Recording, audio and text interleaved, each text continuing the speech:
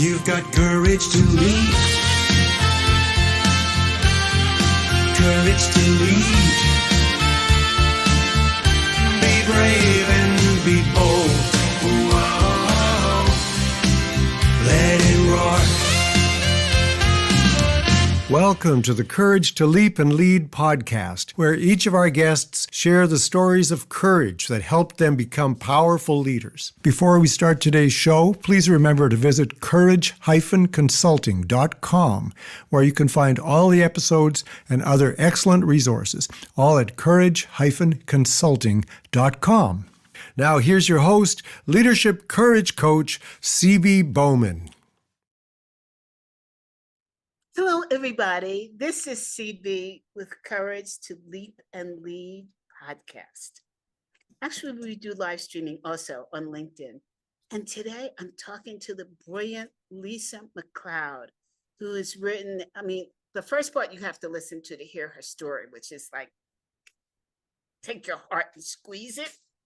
And then the second part is continuing the first part, but she's talking about how people like me who have a fear of selling, and you have a business, you're a solopreneur, how do you get past that fear of selling? Especially when you've taken 20 million sales training classes and they are not successful.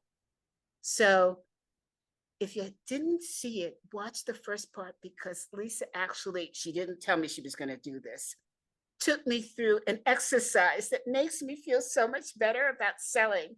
So now we'll talk about some more about noble purpose and how do you sell as an entrepreneur. So Lisa, for people like me who have this fear of selling and they really believe in their cause, what's the first step they should do to get beyond that fear of making the call? The first step, you said two things: fear of selling, but believe in the cause. That second thing is what you've got to ground yourself in.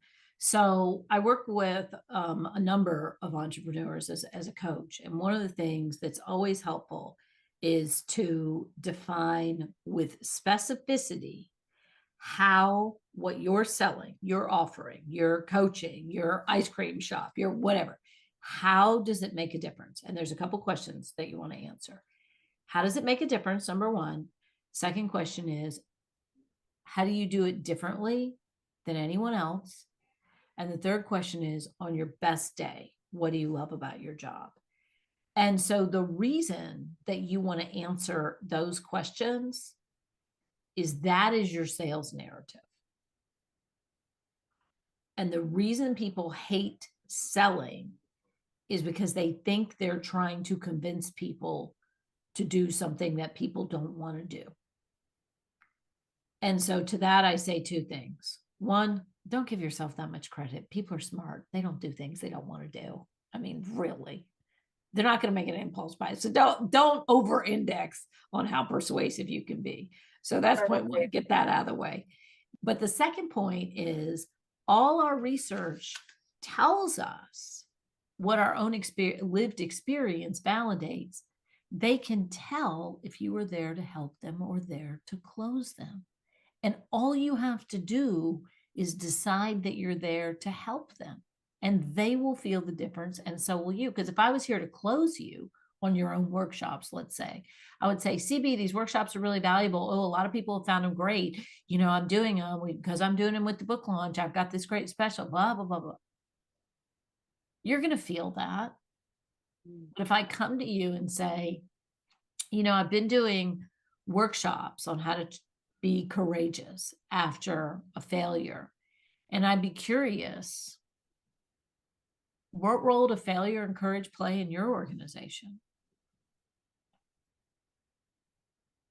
If that conversation is no longer about me, it's about you, but it's about you in my area of expertise. And so I don't need to push that on you. I need to have a conversation with you. And I think one of the things that I hear from entrepreneurs is, I don't want to be one of those icky salespeople. Mm-hmm. Well, good, because it doesn't work. That's great that you don't want to be one of those because no one likes them. So don't even worry about that. And if you've ever seen someone care passionately about a charity, Yes. they're not leaving till they get a donation. True. And so, but you feel it. It's because they care so much. Yes. Yes. And so if you care passionately about your cause, you're not going to have problems closing. Okay, but Lisa, you just said something interesting. Step 2, how do you do it differently?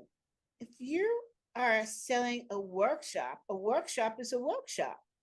A presentation, a keynote speaker is a keynote speaker. No. What's different about you? So I'll ask you this and how you do it differently. Why did you want to write this book? I wanted to write this book because most of my life, I felt like I didn't have the courage to lead. I didn't understand what that meant. And when I started, I'm going to start a whole story. When I opened the Association of Corporate Executive Coaches, I knew that I needed one thing first. I needed somebody or some group of people to hold me accountable. Because once that happened, I knew I couldn't disappoint them. What you've tapped into there is, if it's just about me, if it's just about the individual, and things get hard, at a certain point, I'm going to tap out. We all have different set points. Yeah. But if I know that other people are counting on me, think about the times in your life when you're at your best. It is when you know it matters to other people. And that's the story that you have to create in sales. What I'm doing matters. I can't tap out or wimp out on this. It matters. And when you say, how do you do it differently? A workshop is not just a workshop. I want the workshop from the woman who felt like she didn't have the courage and she learned it. I don't want the workshop from the kid, the courage workshop from the kid that was jumping off the top of the building when he was 3 and then climbed Everest when he was 18. I don't relate to that guy. I want the workshop on how to develop my courage from someone who's been through this journey. That's how you do it differently. You've lived it. You've experienced it. You care deeply. A workshop is not just a workshop. We've all been to bad workshops. Oh, yeah. Mm-hmm. Yeah. Mm-hmm. And I could go to a workshop on science by the smartest scientist in the world. It's probably not going to land with me because I'm not that interested, because I don't need it. Well, I mean, Lisa, all I could say is you're worth every cent that you charge. You know, let's talk about that, because Yeah. this is one of the things that I've struggled with. I'll tell you, is charging what you're worth. And I'm over it now, mostly. But the people that struggle with charging with what they're worth are the people that care the most. Because those are the people, so the people that women struggle more to charge what they're worth, people who care a lot struggle to charge what they're worth, because it somehow feels ignoble to charge for the thing that you want to give people. But you don't do anybody any favors by undercharging. Every time I've undercharged, I found myself undervalued.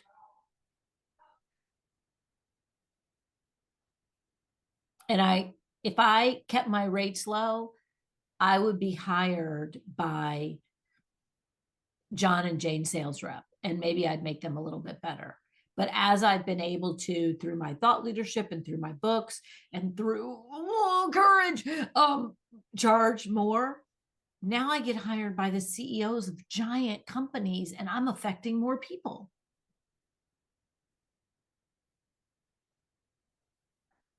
Lisa, what do you think about executive coaches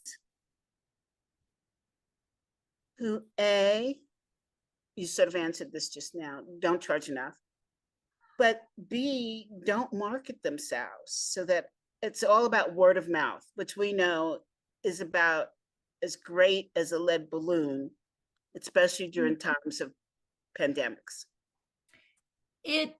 So I'll go a couple thoughts. Let's go to the marketing. A lot of people are uncomfortable with, quote, marketing themselves because, again, they're looking at the people doing it badly. Or they're saying that this is not something that the best coaches should be doing. They should just be known. The best coaches market themselves through their thought leadership. So the best way to market yourself, and I'm coaching a young coach now through Marshall's group, and he's a go-getter, he's great, but I said, we need to write some articles. We, the royal we, you're going to write them, I'm going to critique them, to write some articles that showcase your thought leadership. Because that's the way you market yourself, is not, I mean, we've all seen those coaches that send out these newsletters that go, I'm a coach, hire me, blah, blah, blah, blah, blah. But the more you put out, and you don't have to do an article, you can do a video. I record all these doggone videos sitting here right at my desk. So what you're doing is you're putting out your point of view. So that's number one. These coaches that don't market themselves are looking at a couple people that are marketing themselves badly. But you've acquired a point of view that you need to be putting out there in the form of short articles, short posts. Just do it on LinkedIn, make some videos, whatever's easier for you. But the second thing of not charging what they're worth, I want to be really clear on the charging. I could be worth $50,000. But if the person who wants to hire me is an ice cream shop owner who's barely scraping out $25,000 a year, they're not going to hire me. Doesn't mean I'm not worth it. But so one thing you got to get is, if you want to charge high fees as an executive coach and have a big impact, you need to be working with leaders who make big money and who control a lot of money, because there's always going to be a ratio there, and it has nothing to do with how good you are. So a lot of coaches are weird and say, I'm not getting what I'm worth. If you're coaching a mid-level person, you're not going to be paid big fees. In terms of not getting what they're worth when they're at the higher level, a lot of it's because they're not having a good sales conversation. What do you mean? So a sales conversation as an executive coach is, like a sales conversation with Marshall is, can you work me in? That's not the way it goes for most of us. For most of us, it's, I'm interviewing 3 coaches, my company's giving me some money for a coach, or the head of HR goes, oh, we got this person you need to coach. And so the conversation is very much around, what kinds of challenges are we trying to solve? And most good coaches will get to that. Oh, I've got a communication issue. I've got all these direct reports are against me, but it's the next level. What are the business implications of that? What is that costing you in terms of retention? So you've lost 3 people. Well, let's do some math on that. How much did each one of them make? How much time did it take you to replace them? Okay. So we've kind of got a $500,000 problem here that we need to solve. Let's talk about the effect it's having on customers, or what. It's like going to that next level of conversation. That's where you feel more confident about what you charge. Because it's got to, if you are working in a business that has a P&L, Marshall was very public about his coaching of 𝗟𝗏 McLeod. There are billions of dollars at stake for 𝗟𝗏 McLeod. If 𝗟𝗏 McLeod gets 1% better, If Yes. 𝗟𝗏 can help his people get 5% better. And it's not just about the money, because he coached them on the lifestyle and all of that. And Alan's been very forthright about that. But this has to move the needle. If you want to charge what you're worth, you have to be moving the needle in some way on the commercial success of the organization. And it doesn't have to be a direct line. Like I coach the VP of sales, so we move the needle a lot. But it can also be if we can improve retention by just a little bit. If we can avoid this quiet quitting, what's that costing you? If we, all these things that executive coaching goes into, if we could make you happier to where you're not going home and being such a shit to your family, what's that worth? I can tell you the cost of a divorce right now. Let's take your net worth, divide it into 3 parts, 1/3 to her, 1/3 to you, and 1/3 to the lawyer. So right there, we got some money on the table. I mean, but that's where executive coaches wind up undercharging, because they haven't just taken that conversation into, and it's as simple as asking, what are the financial implications of these problems? Ask the client, they probably know. I love where you're coming from. However, we must end. We must end. We must end. I hope that this has been helpful to your listeners. I love talking to you, and I want your book to just crush it. The feeling is so mutual. And it's what I love about MG100. There's so many of us that we really don't have a chance to really talk. But when you do have a conversation to talk to somebody, even if it's for a podcast, it's worth gold. It really is. So I'm you have such a generous heart. And this topic of courage, when you ask, how do you do it differently? You are the perfect person to do this.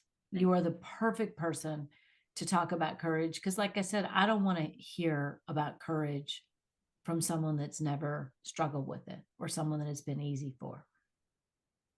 I want to hear from someone like you that says, I've struggled with this, and here's how you do it. Thank you. Thank you for recognizing that. Thank you. Ladies and gentlemen, my hope for you is that you have somebody like Lisa in your life. Somebody who will challenge you to be better. Somebody who walks the talk. I'm getting emotional. And I hate to show emotions on the show. Not really.